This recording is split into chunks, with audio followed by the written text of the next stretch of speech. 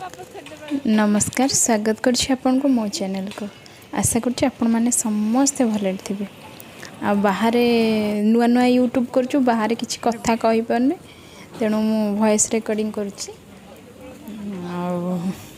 आपण मैंने वीडियो को एंजॉय करंतु।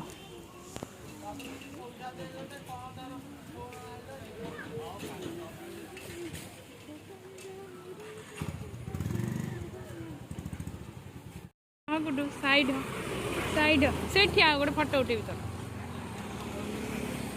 तू देखुनु पानी की देखे मु शूटिंग कर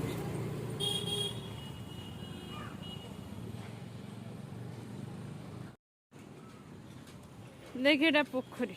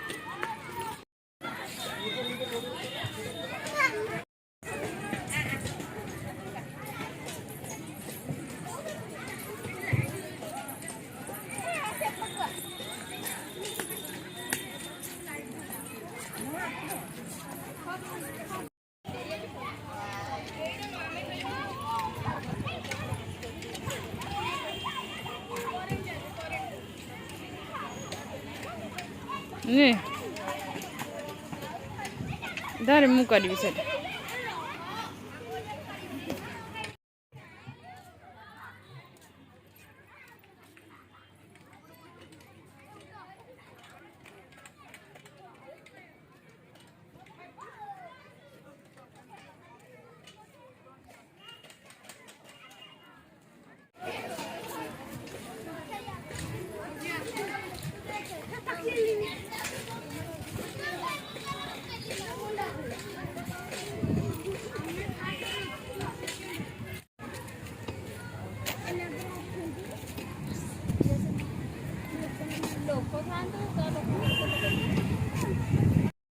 पूर्वर जो वीडियोटा देखले पार्क को जाए से काली वीडियो मुसिक कौन रेसिपी आपण मान सहित सेयार कर पार्ली आज भी किसी कर पार्ली भाविली आउ किसी तो रेसिपी सेयार कर पारनी जाऊँ आपण सहित टे कथा होगी आज भी आज सोमवार मु खाली भात डालमा आ पोटल भजा कर देची जो बेसन आ चाउल गुंड देकिना जो भजाटा से भजा कर देची आ सादा तरकारी करची एति करची आ किसी शेयर करि पारलिनी तू बसचु आ मते ई झियो को पाठ पढ़ाइबा समय रे ही आपन सहित कथा हबा पई टिके समय मिलुची तेणु यही समय रे कथा होची आ कौन कहबी तोर पार्टी रू किसी कथा बानी मोबाइल देखले किसी माने कैमरा सामना को आसले तू तो कहू मु कोनटा कहबी आ मु बस स्माइल करके बस बस देखी आ तू कौन कहूनु मु तो मुंड को कुछ आसलेंडी नाही मो मुंड को कुछ मत कहियार मौका मिलूनी मतलब चांस ही मिलूनी मत कहियार मु कौन कहबी एसबू माने छोट बेलू कार्टून देखिकी प्रति कथार तार हिंदी लगे प्रति कथा माने प्रति वर्ड गोटे वर्ड ओडिया गोटे वर्ड हिंदी गोटे वर्ड ओडिया गोटे ए सब कार्टून प्रभाव माने पिल्ला दिन जो कार्टून देखिकी आजिकल पिल्ला सब एमती होइछन कौनो कौन कहबू कौन कहबी आजिकल तो पूरा किसी खराब कथा भी नुह एटा खराब कथा ना मातृभाषा जोरा सेटा क्लियरली कहबा कथा ना ସେଥିରେ ହିନ୍ଦୀ ପୁରେଇଲେ କଣ ହବ? ହିନ୍ଦୀ ଗୋଟେ ମୋର ଆସିଯାଇଛି ଏମିତି।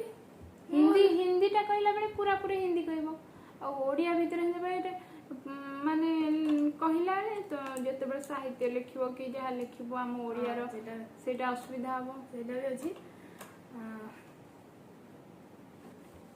ମୁଁ ଯେତେବେଳେ ଅନମ୍ୟାରେଡ୍ ଥିଲି ସେତେବେଳେ ମୁଁ ଟ୍ୟୁସନ୍ କରୁଥିଲି। ଗୋଟେ ପିଲା କ୍ଲାସ୍ 4ରେ ପଢ଼ୁଥିଲା, ଝିଅ ପିଲାଟେ। ସେ ଛୋଟ ପିଲାମାନେ ବହୁତ ଅବଜର୍ଭ କରନ୍ତି। ସେ ଥରେ ମୋତେ କହିଲା, ମିସ୍ ଯେତେବେଳେ ଲୋକମାନେ ଟ୍ରେନରେ ଯାଆନ୍ତି ସେ ଏମିତି ହୁଅନ୍ତି।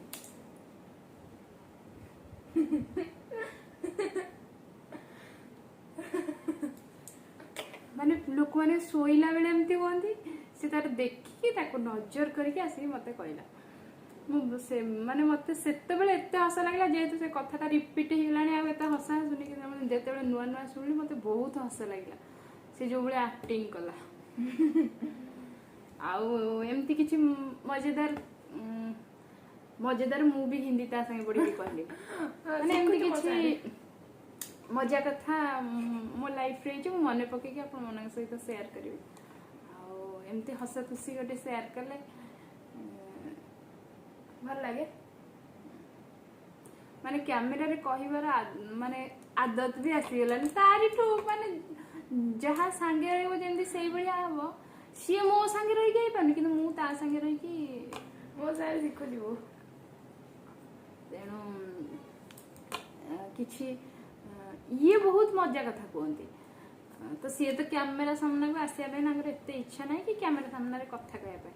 ତାଙ୍କଠୁ ଶୁଣିକି ମୁଁ ଆପଣଙ୍କୁ କହିବି ମଜା କଥା। ଯଦି ଆପଣଙ୍କୁ ଭଲ ଲାଗିବ ତାହେଲେ ମୋ ଭିଡ଼ିଓକୁ ଲାଇକ୍ କରିବେ, ଆମ ଚ୍ୟାନେଲକୁ ସବସ୍କ୍ରାଇବ କରିବେ। ପାଖରେ ଥିବା ବେଲ୍ ଆଇକନ୍ ଯୋଉ ଘଣ୍ଟିଟା ଆସୁଛି ସେଇଟା କ୍ଲିକ୍ କରିଦେବେ ଅଲ୍ରେ। ତାହେଲେ ମୋ ନୂଆ ଭିଡ଼ିଓ ନୋଟିଫିକେସନ୍ ଆପଣମାନଙ୍କୁ ଶୀଘ୍ର ମିଳିଯିବ। ରହିଲୁ, ବାଏ।